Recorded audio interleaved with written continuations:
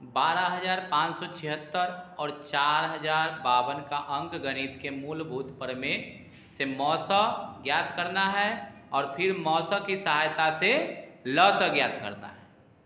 Okay, इसमें ये करना रहता है कि ये पहला संख्या हुआ, इसका अभाज्य गुणनखंड लिखेंगे। ये दूसरा संख्या हुआ, इसका अभाज्य गुणनखंड लिखेंगे। दोनों के अभाज्य गुणनखंड लिखने के बाद ओके, अगर मौसा निकालना है तो प्रत्येक गुणनखंड, प्रत्येक उभयनिष्ठ अभाज्य गुणनखंड के न्यूनतम घात जो होगा दोनों में जो उभयनिष्ठ अभाज्य गुणनखंड जो होगा उसका न्यूनतम जो घात होगा, न्यूनतम घात, उसका जो गुणनफल होगा वो होगा आपको मौसा। और लौसा क्या होता है?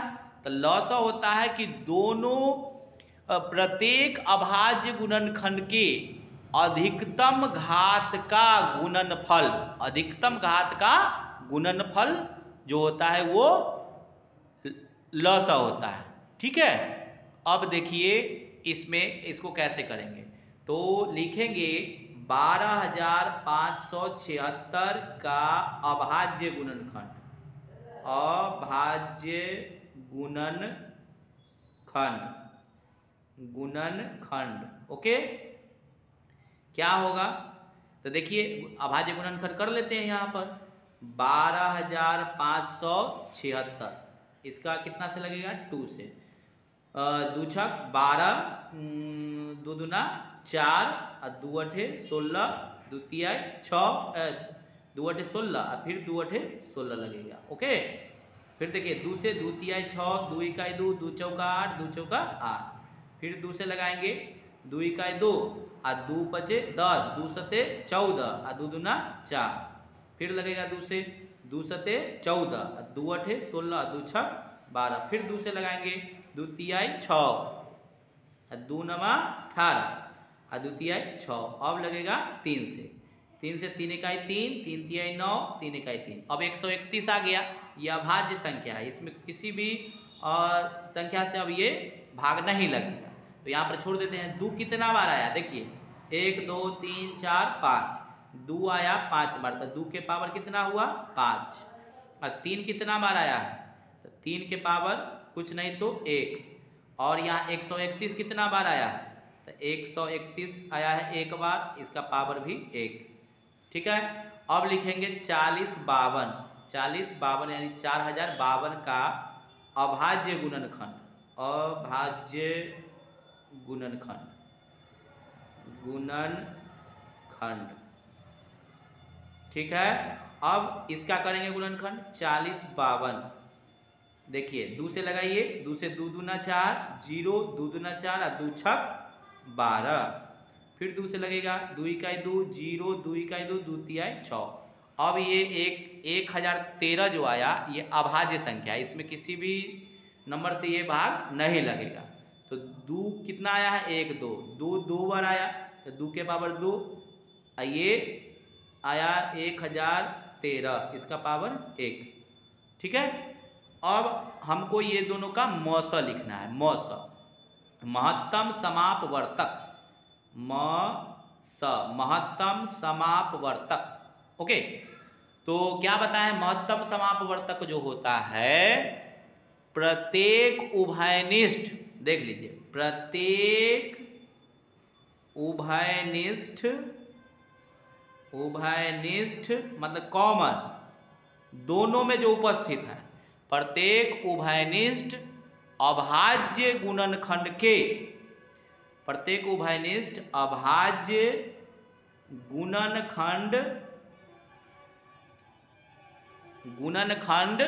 ठीक है ना, प्रत्येक अभाज्य गुणनखंड के न्यूनतम, है ना, न्यूनतम घात का गुणनफल, यही होता है गुणनफल। तो देखिए उभयनिष्ठ यानी दोनों में है कि नहीं? दो देखिए, 2 उभयनिष्ठ है, कॉमन है दोनों में, तो उसका जो न्यूनतम घात है किसमें है, ये 2 के पावर 2 है, तो 2 के पावर 2। उभयनिष्ठ और कोई चीज है नहीं, 3 इसमें है, इसमें नहीं है, इसमें 131 है, इसमें नहीं है, तो अब कुछ उभयनिष्ठ नहीं है, तो 2 के पावर 2 मौसा हो गया, यानी 2 के पावर 2 मतलब कितना 4, तो ये मौसा हो गया 4।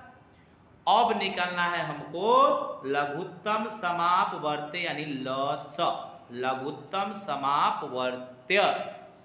अब क्या करेंगे, लघुत्तम समापवर्त्य निकालना है, तो ध्यान दीजिए लघुत्तम समापवर्त्य होता है प्रत्येक अभाज्य गुणनखंड के, प्रत्येक अभाज्य गुणनखंड के अधिकतम घात का गुणनफल, प्रत्येक अभाज्य गुणनखंड के अधिकतम घात का गुणनफल। ठीक है, यहां देखिए, तो इसमें प्रत्येक गुणनखंड, आप देखिए प्रत्येक अभाज्य गुणनखंड, इसमें 2 है तो 2 है, इसमें भी 2 है, तो प्रत्येक अभाज्य गुणनखंड, तो प्रत्येक 2 का अधिकतम घात कितना है 2 के पावर 5। अब 3 बचा, 3 इसमें नहीं है, अधिकतम घात कितना है 3 का 1, प्रत्येक गुणनखंड लिखना है, प्रत्येक गुणनखंड का लिखना है, ये बात ध्यान दीजिए, प्रत्येक गुणनखंड का लिखना है। इसमें था उभयनिष्ठ अभाज्य गुणनखंड का, देखिए ध्यान से, इसमें था उभयनिष्ठ अभाज्य गुणनखंड का न्यूनतम घात लिखना, इसमें है प्रत्येक अभाज्य गुणनखंड के, मतलब इसमें सभी का लिखना है, जो उभयनिष्ठ होगा वो भी, और जो उभयनिष्ठ नहीं होगा उसको भी लिखना है। ठीक है ना, यानी 2 उभयनिष्ठ था तो उसका अधिकतम घात लिख दिए 2 के पावर 5, 3 उभयनिष्ठ नहीं है उसका भी लिख दिए, अब 131 उभयनिष्ठ नहीं है उसका भी लिख दिए, 1013 इसका भी लिखा गया। मतलब इसमें मौसम में महत्तम समापवर्तक में था जो उभयनिष्ठ होगा उसी का न्यूनतम घात लिखा जाएगा, तो उभयनिष्ठ 2 था, उसका न्यूनतम घात 2 के पावर 2, इसलिए 2 के पावर 2 हुआ। इसमें है कि प्रत्येक अभाज्य गुणनखंड के सभी का, जो उभयनिष्ठ होगा वो तो लिखाएगा ही, जो उभयनिष्ठ होगा वो उसका अधिकतम घात, और जो उभयनिष्ठ नहीं होगा उसका भी अधिकतम घात लिखना है। तो 2 देखिए 2 दोनों में था तो उसका अधिकतम घात 2 के पावर 5 लिख दिए, 3 नहीं है दोनों में फिर भी इसका लिखाएगा, 131 नहीं है फिर भी लिखाएगा अधिकतम घात, फिर 1013 नहीं है फिर भी लिखाएगा। ये आपका LCM हुआ। अगर इसको आप गुना कर सकते हैं, 2 के पावर 5 मतलब कितना होता है 32, 2 के पावर 5 मतलब 32 देख लेते हैं, 2 गुने 2 गुने 2 गुने 2 गुने 2 कितना, 2 दूना 4 दूना 8 दूना 16 दूना 32 हुआ, 2 के पावर 5, 2 के पावर 5 मतलब 32 हुआ, और 32 में 3 से गुना करेंगे, 3 दूना 6, 3 तिया 9, 96 आया, उसमें एक तो 131 से गुना करेंगे, 96 में 131 से या 131 में 96 से, ओके, तो हो जाए 1 6 6, अच्छा 18,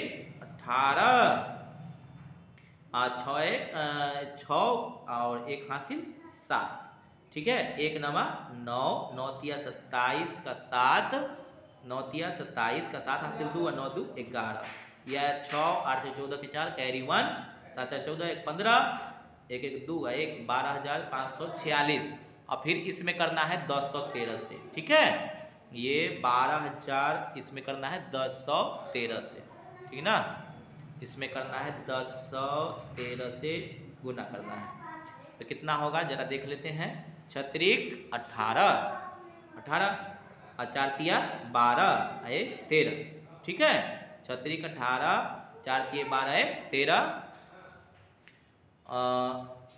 5 तिया 15 16 और 3 दूना 6 7 और 1 तिया 3, और फिर 1 से करना है तो इधर कट्टम कुट्टम हो गया, 6 4 5 2 1, फिर 0 से करना है तो 0 0 0 0 0 तो कट गया, और फिर 1 से करना है तो यहाँ कट जाएगा, कितना हो जाएगा 6 6 4 5 2 1। ओके, सब जोड़ देंगे।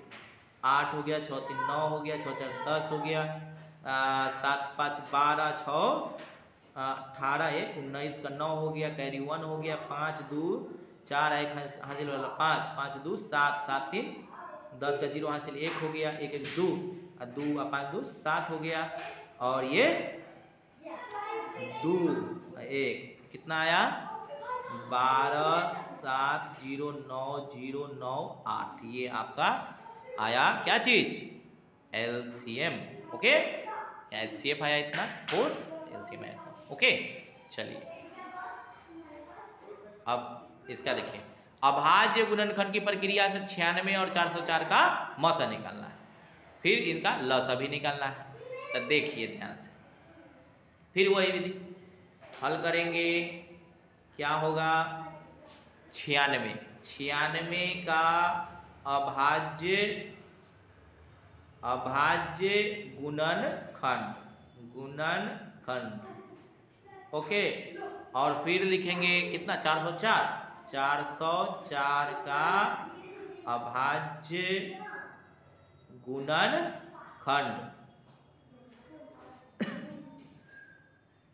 तो 96 का कीजिए, 2 से कितना लगेगा, कितना होगा 2 से लगेगा तो 48, 2 से लगेगा 24, 2 से लगेगा 12, 2 से लगेगा 6, 2 से लगेगा 3।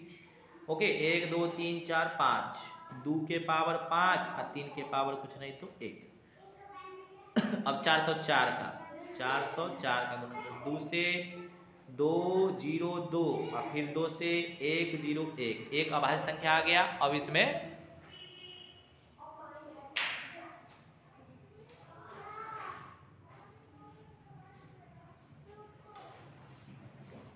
देखिए धुंधला हो गया था पिक्चर, ध्यान से देखिएगा।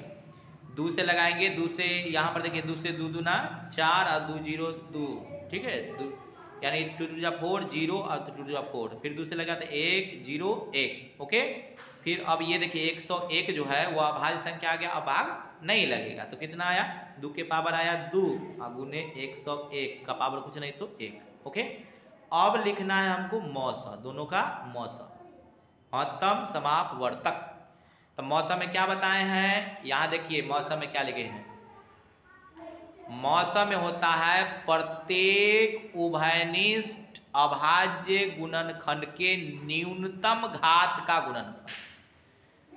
तो इसमें देखिए कि दोनों में उभयनिष्ठ गुणनखंड क्या है 2 है, और 2 का न्यूनतम घात क्या है, तो 2 के पावर 2, न्यूनतम घात 2 के पावर 2, यहाँ 2 के पावर 5 है, 2 के पावर 2 है, तो न्यूनतम कौन हुआ 2 के पावर 2 न हुआ, 2 के पावर 2 हुआ। और कोई उभयनिष्ठ है तो नहीं है, तो और उभयनिष्ठ नहीं है तो बस यही हो गया 2 के पावर 2 यानी कि 2 गुने 2 यानी कि 4, ये हो गया मौसा।